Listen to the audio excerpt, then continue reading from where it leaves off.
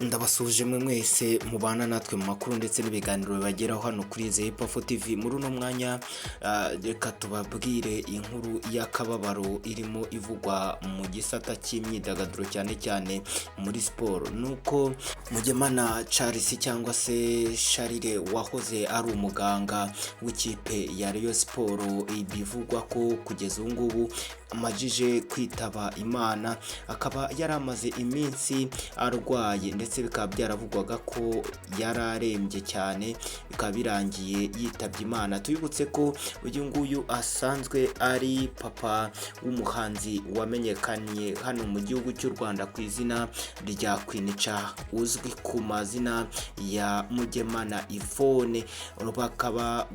Uyu nguyu akaba asanzwe yari papa w'uyu muhanzi, ariko kugeza ubu ngubu bikaba biri kuvugwa ko yamaze kwitaba Imana. Bikaba ari inkuru mbi rero ku bafana ndetse n'abakunzi b'ikipe ya Rayon Sport ndetse n'abandi bose bakunda ibigendanye na siporo hano mu gihugu cy'u Rwanda, kuko uyu muganga w'ikipe ya Rayon Sport akaba yari amaze imyaka irenga 30 akora nk'umuganga muri ino kipe ikundwa n'abanyarwanda ariyo ikipe ya Rayon Sport. Kugeza ubu ngubu rero akaba Mugemana yitabye Imana, ndetse tukaba tuboneyeho kumwifuriza kuruhuka mu mahoro.